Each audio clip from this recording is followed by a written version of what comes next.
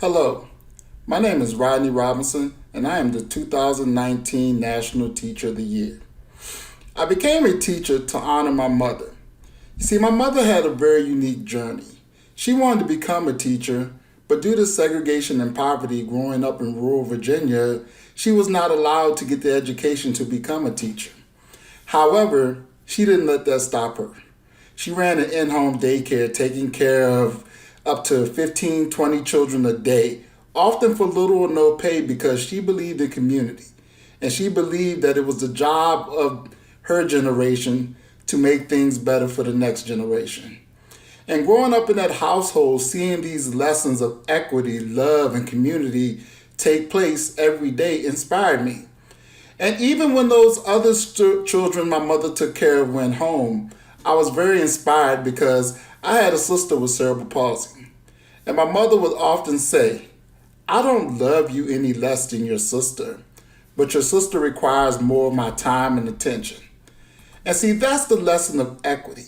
We need to understand that our students come to us on different levels, and some require a little more, some require a little less.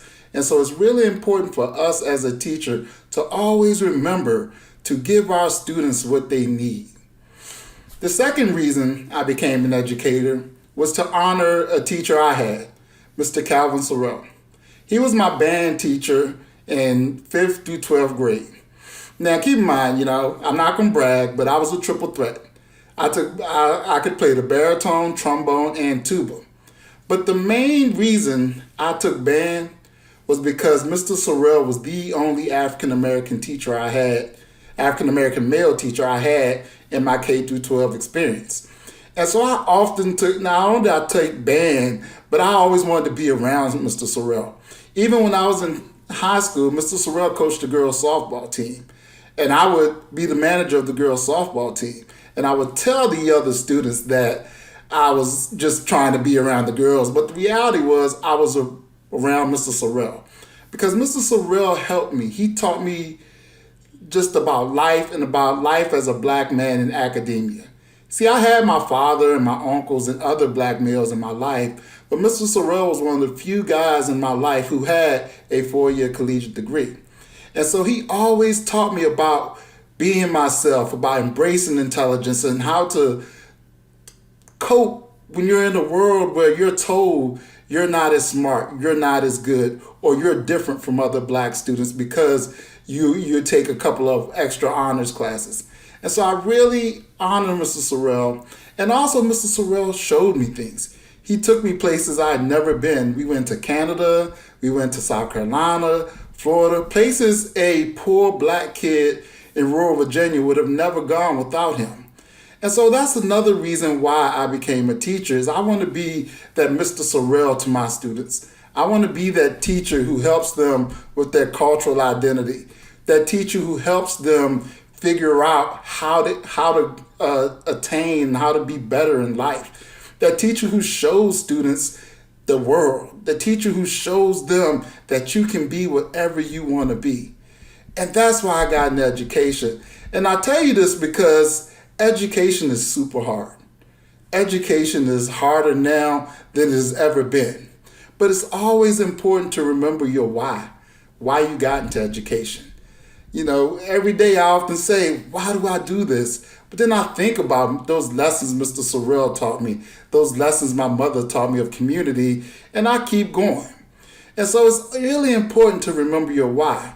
And I've been a teacher for 20 years, and I remember in 2015, I kind of hit a breaking point where I was starting to lose my why, and I was becoming burned out. But I decided it was time to switch schools. And so I moved down to Virgil Benford Education Center. Now, Virgil Benford Education Center is a unique school because it's a school inside the Richmond Juvenile Jail. I wanted to learn more about the school-to-prison pipeline, so I decided what better way to learn about the school-to-prison pipeline than to move down into the juvenile jail. And also in 2015, the U.S. Department of Education released a report.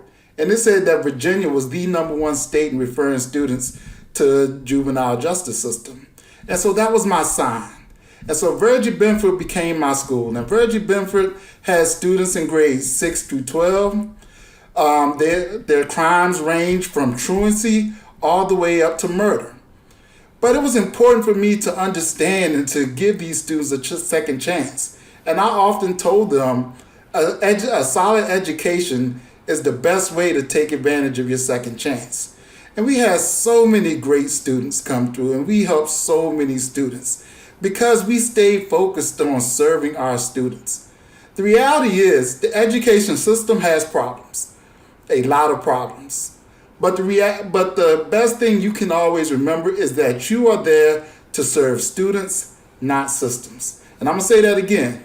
Serve students, not systems. And it's really important that you always remember that, because sometimes you have to go the extra mile. You have to do the things that may be frowned upon by others. But your job as a teacher or as an educator is to serve your students well. And so I want to tell you about one of my most inspirational students I had at the detention center, a student by the name of Darren. Now, Darren had an extremely rough life. Darren was born to a drug-addicted mother who died at a very early age, and he was raised by an older sister and by a foster care system who didn't care about him. He was a misidentified in special education, and so he was constantly in trouble at school. He was in and out of juvenile centers, foster care homes, group homes his entire life.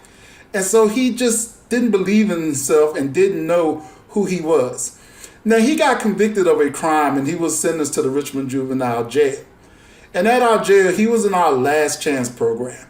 That is a program for juvenile defenders to get their life together before they move on to serious time.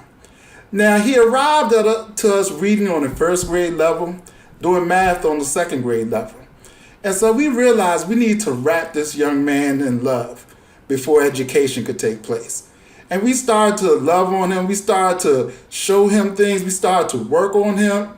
And first of all, we got him identified. We got his proper special education diagnosis. We got him into some anger management classes so that he could learn to acknowledge his triggers and control his emotions. And then we gave him intensified reading and math instruction. And within a month, he was already on 7th, 8th grade level, whereas he came in on the 1st and 2nd grade level. And also as a part of this Last Chance program, he was able to get a job. And so for the first time in his life, he experienced not only just academic success, but financial success. And he was starting to do really well. But as time got close to his release date, he began to get anxious. He began to understand that I know my triggers. And if I'm sent home into a foster care system or to a home environment that doesn't care, I'm only going to end up back in here with more charges. And so what we discovered was a loophole in the Virginia law that said anyone who was 17 years old could get independent living if they had their GED. So we went hard, we went intense to get him to pass all of his GED subjects so that he could get into the independent living.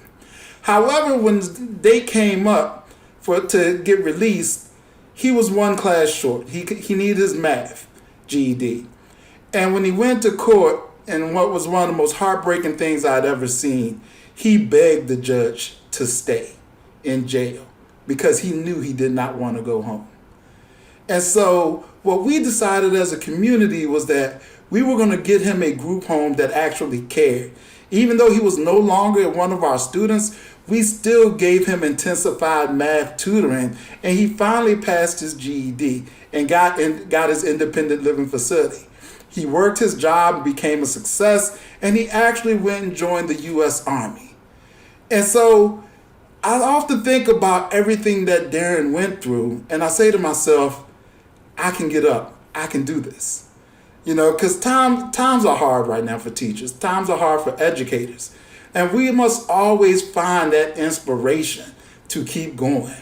And when I think of students like Darren and everything that he went through to just get up, to keep working, to fight against a system that has done everything wrong for him, has not served his needs his entire life, it just makes it much easier for me to get up. It makes it much easier for me to keep going.